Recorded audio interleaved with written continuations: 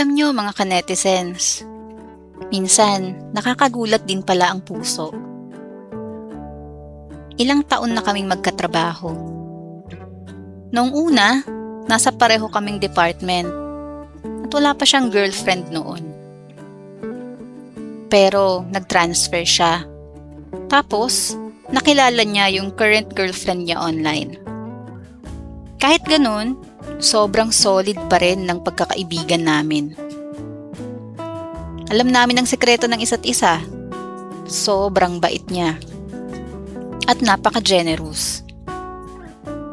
Hindi ako masyadong mapagbigay na tao pero kapag siya, walang problema. Isang araw, ibinalita niya sa akin na naging sila na nung nakilala niya online. Ipinakita niya pa sa akin ang picture ng babae at maganda si girl. Nakasama ko na rin siya minsan dahil pumupunta siya sa office para magsabay silang umuwi. Mabait din siya. Ramdam mo talaga sa aura niya na friendly siya. Sabi nga ng workmate ko, mabait talaga at matalino rin. At maganda din nang natapos.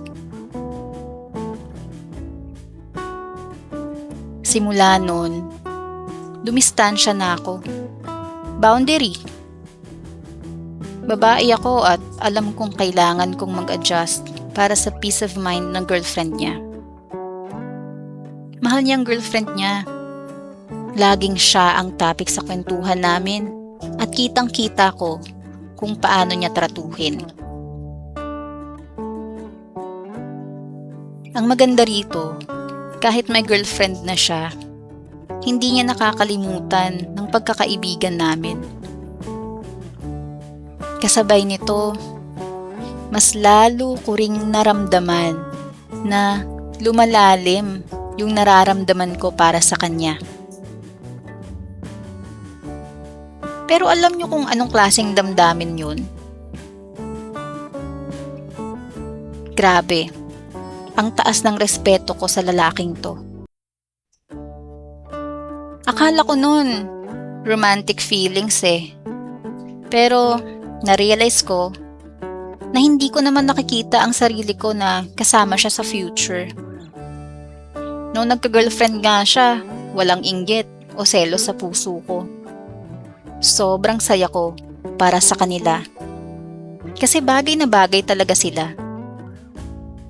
Naisip ko nga, darating ang araw na nilipat siya ng trabaho at nakakalungkot yun. Pero anong magagawa natin? Ganon talagang buhay. Sana lang, imbitahan niya pa rin ako sa kasal nila kung sakali.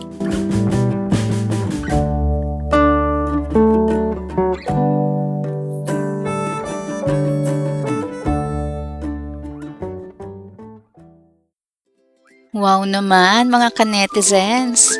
Salute sa ganitong napakagandang mindset. Alam mo yung mga ganitong kwento, isa sa mga katunayan na meron pa din talagang matitinong tao sa mundo. Kahit napakaraming mga pakialamera sa relasyon ng may relasyon, meron pa din talagang mga taong matitino. Minsan nakakalungkot lang na yun pa yung parang kakaiba. Yung talaga namang dapat na gawin ng isang matinong tao, yun pa yung parang napaka-rare sa generation natin ngayon. Kayo mga kanetizens, may ganito din ba kayong special kind of admiration? May experience ba kayong ganitong klaseng pagmamahal? Share nyo naman dyan sa baba. Sabay-sabay nating basahin yan sa susunod.